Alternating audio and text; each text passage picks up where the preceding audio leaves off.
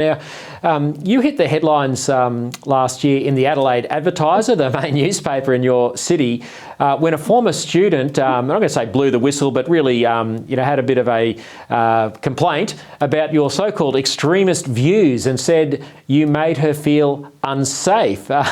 What was it like to have your career threatened, and how did you survive and manage in academia in such a hostile environment, an environment that's very hostile to the pro-life cause?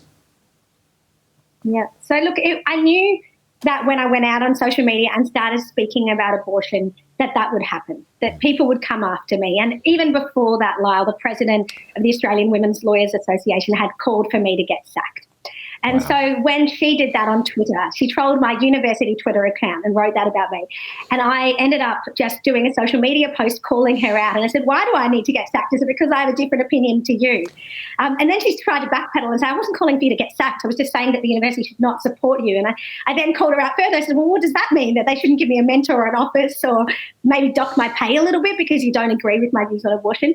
So my philosophy is that if someone is coming after me because they want to try and cancel me and literally go after my livelihood, I'm not going to hold back. I am going to take that on.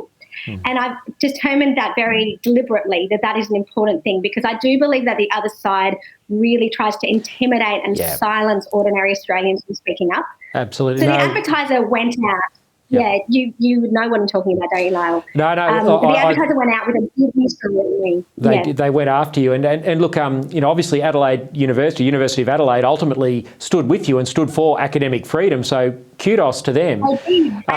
Explain how that happened, because that's unusual for a secular university. Everybody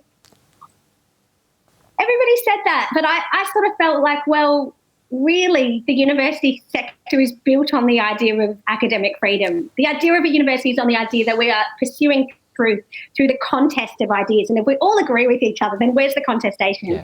So I had high hopes for my university, and I was really glad to see that the Vice-Chancellor and the university hierarchy stood by me and actually promoted me after the Advertiser article was released. Not only did they release a statement in favour of my academic freedom, but a month later my professorship was announced, and that was incredible. Wow. I was so pleased by that. Yep. But I just also want to say the article in the Advertiser, the headline was anti-abortion outcry, students distressed, lecturer slammed. And the reality was no complaint had been made to the university, no complaint had been made to the law school, no complaint had been made to the Student Society or to me personally. And after the article came out and I read it, I realised there was this phantom anonymous former student who had somehow felt uncomfortable because I had a social media presence on abortion, despite the fact that I had never spoken about it in lectures.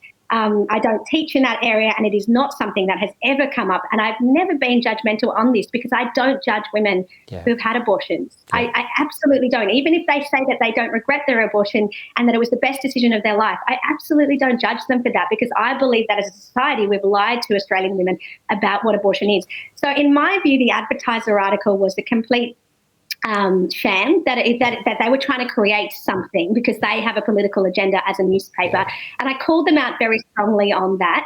And I've also put in a press council complaint, because I do believe that journalists should be held to account. It is not okay to go after people and try and ruin their lives and their careers because you've got a political agenda. Good on you. Look, so many people have had their careers and lives and jobs ruined because of precisely that. So, look, I think it's fantastic you've managed to break through, and full credit, as I said, to the University of Adelaide.